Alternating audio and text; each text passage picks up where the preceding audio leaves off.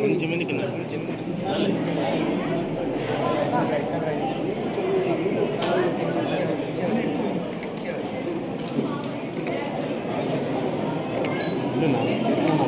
Sir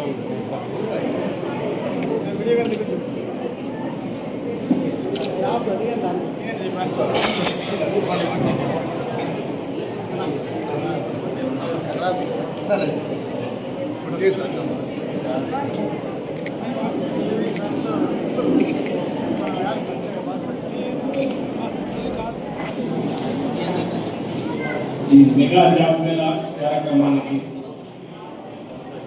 ముఖ్య అతిథిగా వచ్చేసినటువంటి ఎమ్మెల్యే ప్రజల తరఫున నా తరఫున వీలైతే రాష్ట్ర కేంద్ర ప్రభుత్వాలతో చర్చించి మన ప్రాంత ప్రజలు బెంగళూరు, చెన్నై, హైదరాబాద్ మొదలైన ఏరియాలోనే ఏదైనా ఇండస్ట్రియల్స్ తీసుకొచ్చే విధంగా ప్రయత్నం చేస్తారని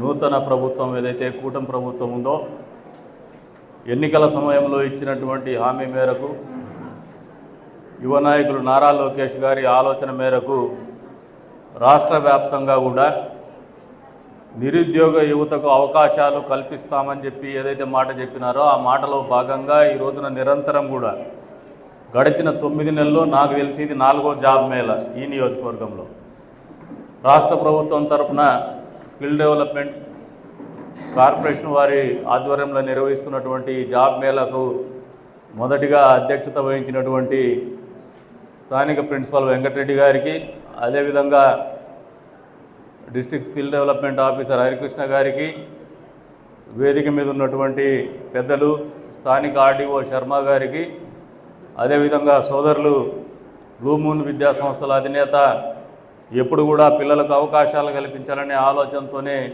స్కిల్ డెవలప్మెంట్ వాళ్ళు అడుగుతూనే వెంటనే అన్ని ఏర్పాట్లు తనయి చూసుకొని వారికి అవకాశం కల్పించాలని నిరంతర ప్రయత్నం చేస్తున్నటువంటి సోదరుడు శివశంకర్ గారికి, విచ్చేసినటువంటి పాత్రికేయ మిత్రులకి, తల్లిదండ్రులు కూడా కొద్దిమంది వచ్చినారు, పేరెంట్స్కి, అధ్యాపక బృందానికి పేరు పేరున నమస్కారాలు. అదేవిధంగా విద్యార్థులకు శుభాకాంక్షలు. మామూలుగా జీవితంలో కొన్ని ఆశయాలతోనే మీరందరూ కూడా జీవితాన్ని ఆలోచన చేసుకుంటూ ఉంటారు. అందులో కొద్దిమంది చదువుకొని ఉద్యోగమే పరమావధిగా ఆలోచన చేసేటువంటి వాళ్ళు ఉంటారు. కొద్దిమంది చదువు అనేది ఒక సంగ్రహణ శక్తిగా మీ మేధస్సును కానీ మీ ఆలోచనలు కానీ తీర్చిదిద్దే విధంగా ఉంటుందనే ఆలోచనతోనే చదువును కొనసాగిస్తారు.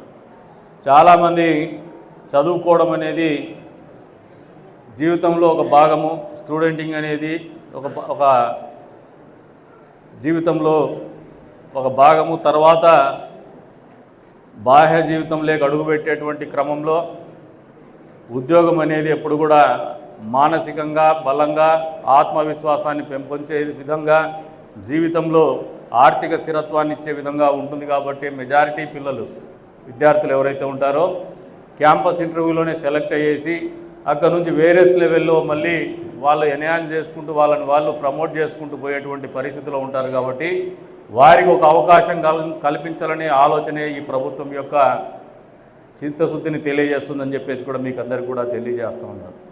ఈ రోజున గత ప్రభుత్వంలో గమనిస్తే నిరుద్యోగ యువతకి జాబ్ క్యాలెండర్ ప్రతి సంవత్సరం కూడా జనవరి 1వ తారీఖున ప్రకటించినటువంటి పరిస్థితుల్లో మిమ్మల్ని అందరినీ మోసం చేసినటువంటి గత ప్రభుత్వ ఆలోచనలకి మా ప్రభుత్వం వచ్చిన తర్వాత 2 లక్షల ఉద్యోగాలు కల్పిస్తామని చెప్పి మాటిచ్చి అందుకు కృషి చేస్తున్నటువంటి మా ప్రభుత్వం యొక్క చిత్తశుద్ధికి వ్యత్యాసం ఏందని విఘ్నులైనటువంటి పిల్లలు, చదువుకున్న వాళ్ళు, భవిష్యత్తు గురించి కలలు అనేటువంటి వాళ్ళు, ఒక ఆశతో బతుకుతున్నటువంటి వాళ్ళు మీరు అర్థం చేసుకోవాలని చెప్పేసి కూడా ఈ సందర్భంగా తెలియజేస్తూ ఉన్నారు.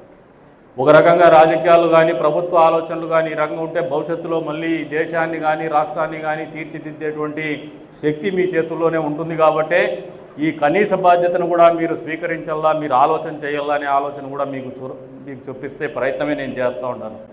ఇదొక భాగమైతే ఈ రోజున ఈ స్కిల్ డెవలప్మెంట్ కార్పొరేషన్ ఆధ్వర్యంలో జాబ్ మేళా, అది మెగా జాబ్ మేళైనా లేదంటే నార్మల్ జాబ్ మేళైనా ఇంకోటా కాదు, ఒక అవకాశం అయితే ఒక ఆపర్చునిటీ అయితే మీ ముంగిటికి వస్తూ ఉంది. మీరు ఎక్కడో ఎత్తుక్కుంటూ పోయేటువంటి పరిస్థితుల నుంచి మిమ్మల్ని ఎత్తుక్కుంటూ ఇక్కడికి వచ్చింది. ఏదైతే మీ దగ్గర ఉన్నటువంటి టాలెంట్ ఏదైతే ఉందో ఆ టాలెంట్ హంట్ అనేది కంపెనీలు చేస్తున్నటువంటి ప్రయత్నాలు మీరు మీ కళ్ళతో చూడగలుగుతున్నారు.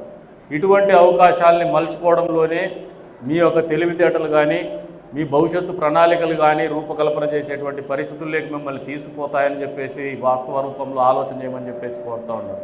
అంతేకాకుండా ఇక్కడ వచ్చినటువంటి కంపెనీలు లేదంటే స్కిల్ డెవలప్మెంట్ కార్పొరేషన్ వాళ్ళు ఏదో ఈ ప్రభుత్వం మీకు ఒక టాస్క్ ఇచ్చింది, ఇది ఒక ఐవాష్ ప్రోగ్రాం కింద చేద్దామనే ఆలోచనలు మాత్రం పొరపాటును కూడా పెట్టుకోవద్దండి.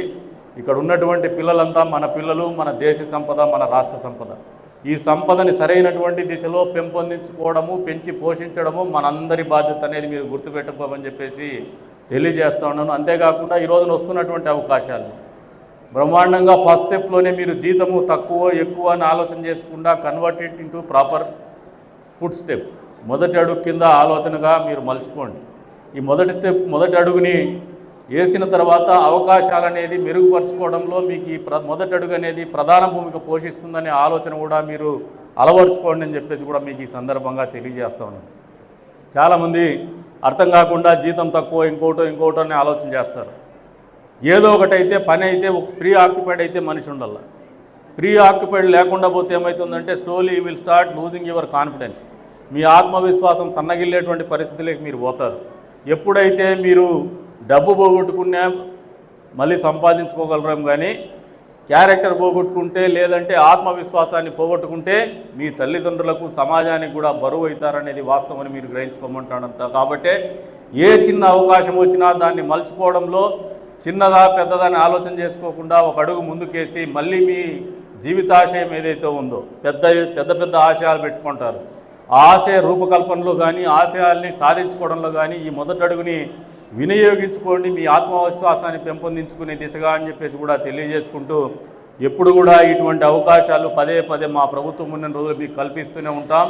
నిరుద్యోగ యువత కోసము అవకాశాలు మీ దగ్గరికి తీసుకొస్తూనే ఉంటామని చెప్పేసి కూడా ఈ ప్రభుత్వం యొక్క ఆలోచన విధానాన్ని మీకు తెలియజెప్తూ మరొకసారి అవకాశం కల్పించిన మీ అందరికీ కూడా పేరు పేరున ధన్యవాదాలు తెలుపుకుంటూ సెలవు తీసుకుంటున్నాను. జై హింద్.